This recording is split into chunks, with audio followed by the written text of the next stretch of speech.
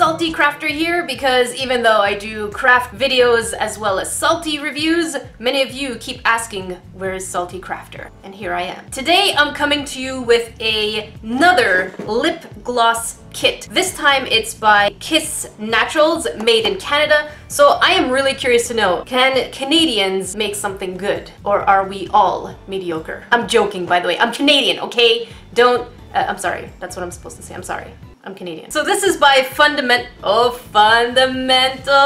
I'm just kidding. I know this is, yeah. In all seriousness, so many of you left comments telling me how dangerous the glitter is in the lip kit by Craft City because it's not actual glitter that you can ingest. Yeah, you shouldn't be putting that on your mouth. If you haven't seen my review of the Craft City kit, make sure that you check it out. I'll leave a link in the description box below. I am super curious to see this because I saw it was recommended on my Amazon and I figured, let's salty review. If you want a shout out in my Friday video, don't forget to hashtag Nerdification Squad in the comment section below within the first 45 minutes of a video's release, or hashtag Nerdecrafter on Instagram anytime you want. If you're new here and you have no idea who SaltEcrafter is, the point is to look at all the negative sides of a craft kit. So some of you are like, you're just being all negative and you totally misled me because the craft kit is good. Well, yeah, things could be good, but I mean, nothing is perfect, so the whole point is to review it in a salty fashion. And if you can't take the salt, bring a glass of water. Or cookies, as many of you have been pointing out in the comment section. Alright, let's stop delaying. This kit cost me $16 on Amazon Canadian, which is a pretty reasonable price considering I just kind of looked at the stuff that comes inside. They should tell you the story. Also some cautions, which I appreciate. Since it's natural, you have to get rid of the stuff, they said, within about 6 months. Time to open this since I struggle.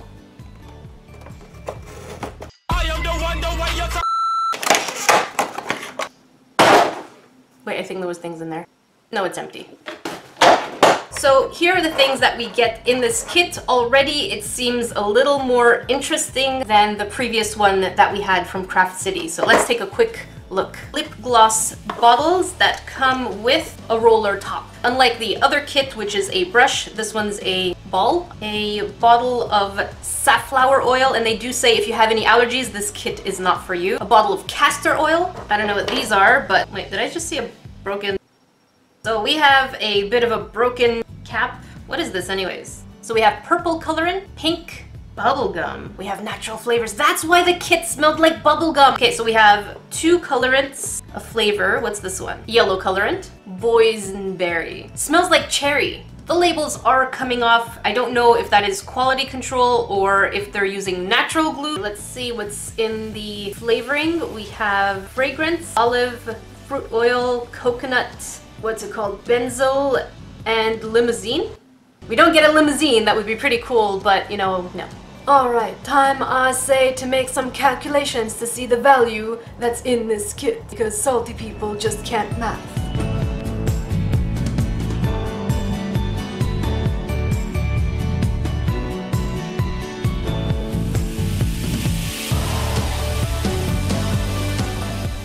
I'm actually pretty surprised at the value of the box itself. It is about $2.66 if we bought it for $16 because we get to make 6 of these. Whereas when we got the Craft City one, it was $6.66, remember the devil's number, per lip gloss. So we're getting a better value in this kit already. And of course, if you buy your stuff completely separately with the exact measurements, it would cost you about 95 cents per gloss, but don't forget you would have materials to make way more than that.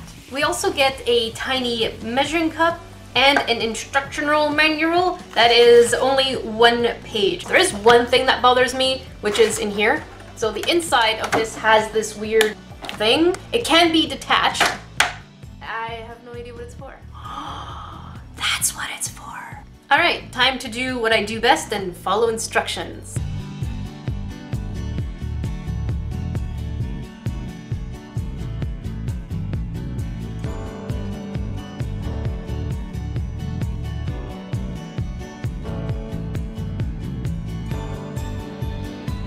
So here it is all done, but I have no idea why it's called Lava Lip Gloss. On the box and on the instructional manual, we're supposed to get something that looks like this apparently. So I'm going to wait about 10-15 minutes and see if there's an actual separation or a lava type quality, and then we'll shake it again. So many of you said you really like my burb. Are you a burb? He is indeed. No! What are you doing? Think you're funny? Are you funny? He's not. He's a liar. And you put me in such an uncomfortable situation. You're a liar? Bruh. Alright, so it took way more than 10 minutes for this to happen. I think I left it for about an hour, but here we go. I guess this is why it's called lava, so that it can kind of move up and down until you shake it. My question is, do we get kind of like a lip tint from this? What I'm gonna do is put it on. Let's go over there. Let's go over there and do it. Well, hello there. Are you feeling a little odd? Don't get intimidated. Those are some pretty thin lips. So we have this, I shook it. Shaked it, whatever you want. I can't tell if there's color. It does glide on nicely though. I don't think there's color. It's pretty shiny. Kind of tastes like bubblegum, but not that sweet. So since this one doesn't have much of a lip tint, I'm super curious to see if I can make one with my mica powders. Now these are safe for lips, so let's see if we can actually mix it together and get something kind of like a pinky tint.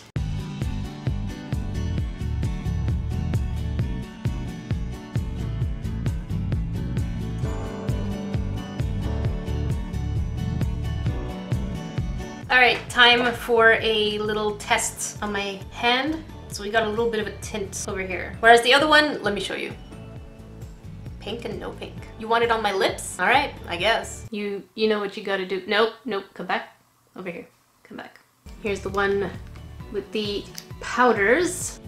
Definitely way pinker than the top one. I don't know how to put this. So it's very light, but it is there. Alright, time to dissect it. Is it worth it? And since so many of you are pretty salty that I always start with cons instead of pros, I'm still gonna do it. The interesting thing is that you're actually sticking around long enough to see the cons first, so that makes my day, because that's what we salty people do. So here are the cons. First thing, the labels do seem to want to slip off quite easily, which in turn does make your fingers kind of, you know, sticky. So Canada, try to get some better glue. The second thing is that I got a cap that was cracked. This could have been a disaster because it actually could have leaked, which would have made this review even saltier. The third thing, why does this box nor the instructions have the end product? I have no idea what the end product is supposed to look like. Maybe put a real picture somewhere, that would be pretty cool so that people who are making it kind of know why it's called lava. The instructions had no mention of the lip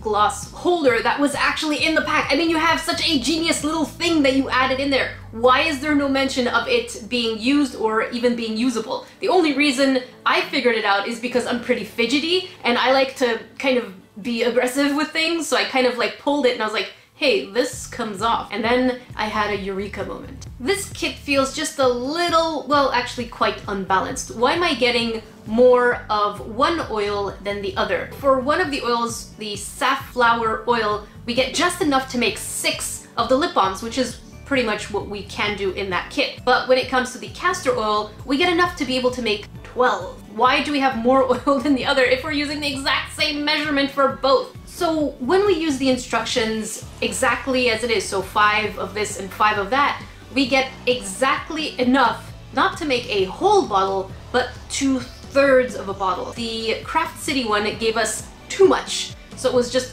overshot.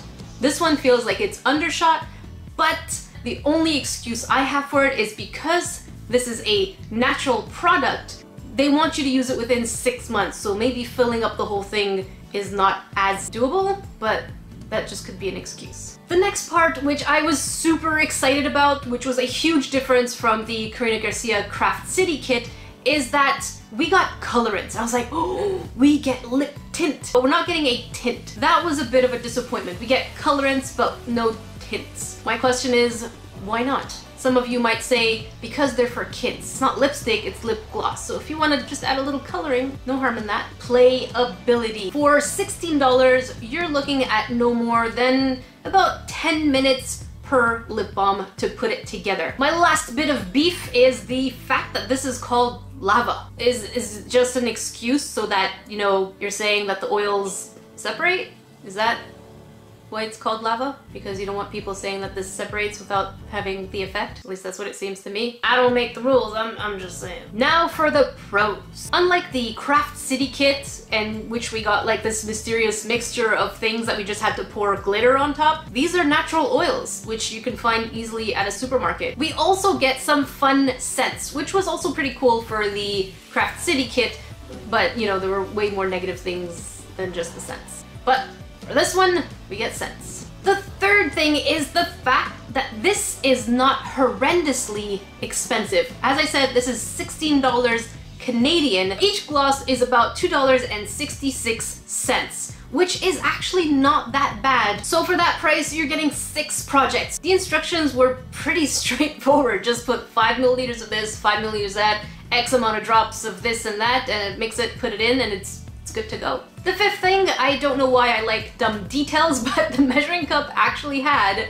a little funnel, which is pretty cool because it just makes pouring a lot easier. Next, most importantly about this kit is that it does feel quite moisturizing. I mean, I kept putting it on my lips because, you know, I wanted to test to see if I had an allergic reaction to it, but yeah, it's pretty moisturizing, so that's a plus. What I like about the design for this one is the fact that we're getting a roller instead of a brush. Even though the brush was in the previous kit, it was so scratchy. My lips felt like they were being torn apart, so I would have to give the roller a bonus point. This product is called Natural, so my guess is that it has not been tested on animals. We're using oils that you can get straight from your grocery store. I would like to hope that this is a pro. All right, hold on here a second. My box doesn't say animal friendly, but when I checked on their website, it specifically said animal friendly on the box. I'm not sure if my box is an old one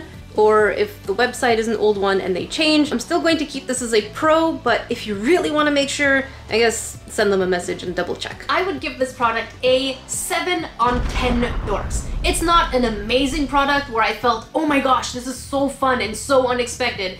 Neither is it a product where I'm like, this is full of crap. And it has a lot of pros to it, so I'm not disappointed. If you know of other craft kits that you want me to salty review, leave them in the comment section below. If you want to watch more SaltEcrafter reviews, make sure you click up here. And if you want to watch another video, you can check it out down here. Thank you so much for watching, guys. Until then, I will see you in the next video.